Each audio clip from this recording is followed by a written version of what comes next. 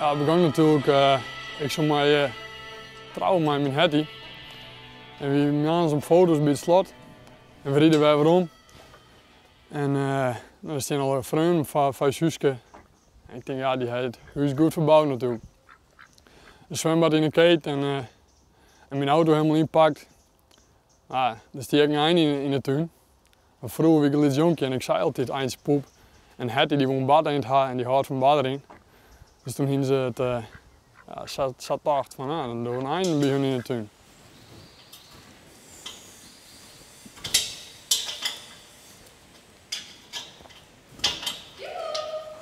Hey. Was ik in mijn huis of jullie? Ja, kom maar. Ik heb al mij.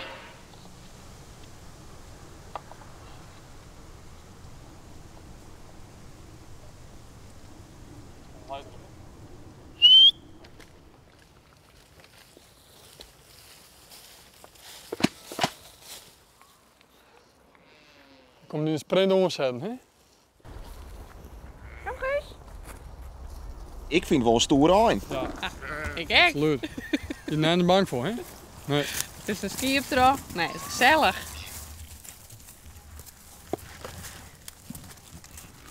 Dan zit je dus ineens maar een eind, hè dan? Ja, ineens dan hebben we een eind achter huis. We zijn dan weer let hem los. Maar dat vond die eind net een goed idee. Dus ik ging eerst richting Kammersveer. Maar hij zweefde maar wat rond in verkleester. Toen waren we bellen door Bjorn. Leuk grapje. Maar hij die eind weer op, want die frette, de hoen frette maar nou. En toen hebben we maar weer op. Hij zei, ja, wat maken we er nou mee? Ja. Dus toen hebben we los let niet lang.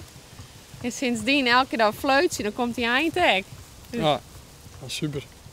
Ja, ik zei het eens, u moet hem elke dag met mijn ballen brengen. Oors dan, hoe leeft het je net? Want volgens mij weet het een tamme eend. Dus sindsdien brengen we elke dag wat ballen en wat biks. Ja. Race biks bij de skip en ik neem wat ballen van Guus mee.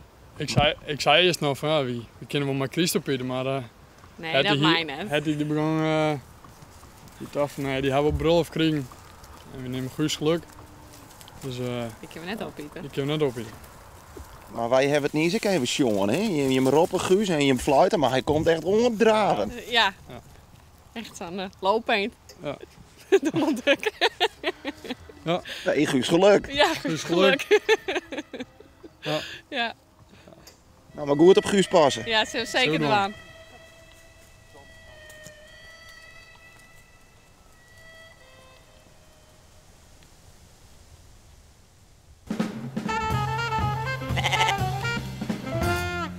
Uh, 40 jaar geleden, toen heb ik deze handdoek gekregen van de patiënt.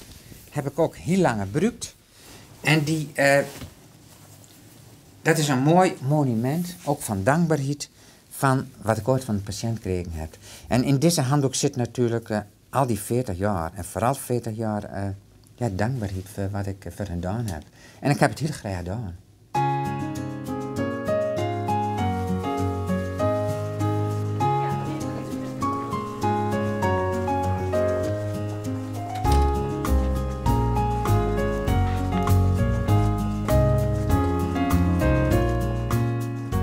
Als ik bij die band ben, dan denk ik altijd van, als ik daar nou laai en als ik pine hier en als ik nou ziek weer, wat zou ik dan willen? Ik vind dan altijd heel belangrijk dat je eerst aan de menselijke dingen denkt en dan aan de zakelijke dingen.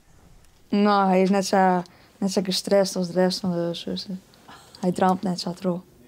En die rust die brengt hij ook op u oor. Omdat je dan toch wel, je zit er wel hoe je dochter in. En dan, doordat zij u er natuurlijk heel goed voorlichten, dan weet je ik steeds meer. Ja, Harmen is een hele bijzondere broeder, mijn gouden randje. En daar ben we heel trots op. En zo even een laboratoriumbriefje van mijn maatje willen. Ja. Van het patiënt op kamer 1. Ja. Hoe zwaar het hij van het gouden randje? Nou, maar de intentie waar hij dat mij doet, dat is gewoon, dat komt zacht vanuit zijn hart. En neemt het hele geheel mee, hè? Net alleen nog het bandje, maar ik de familie. En dat zie ik en hij zien collega's daar. Hè? Het is hij is een persoonlijkheid hier op de afdeling. Hè? En hij brengt een bepaalde sfeer met zich mee. En dat brengt hij ik voort in zijn zorg. Nou, mag ik jullie even geven? Niet inboeren, hè? Ja. Zo. Nou. Is het jullie eerste, ja? Zover ik het weet wel. Hadden jullie wel al ervaring met andere kinderen in de omgeving of niet? Ja, we hebben wel neefjes en nichtjes, maar niet, Ja, precies. niet echt Nee. verzorging. Nee. Het is een kostbaar bezit, hè? Ja. Je weet het pas als je een kindje hebt wat het is. Zodra je op de wereld komt, dan verandert het in één keer. Ja, het is ook zo. Gaat de knop om en dan... Ja.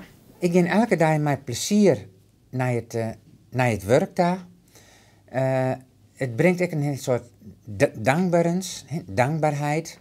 Wat je absoluut weten moet, is dat de mem bij de baan lessen. Dat is iets nice van dit ziekenhuis. Het moeder-kindcentrum. Maar ik dat een couveuse bij een mem stiert. Dus dat een mem, als een baan geboren is, nooit van een baan scheiden wordt. En dat het helemaal net zo raar is dat een man ik een couveusebandje verzorgt. Want ik ben vrij uniek. Ik ben net helemaal uniek. Want ik weet dat hier in Friesland dat ik mannelijke collega's heb. Maar verschillende leeftijden en dat een man dus een baan ik in een couveuse verzorgen ken, dat word je graag zien.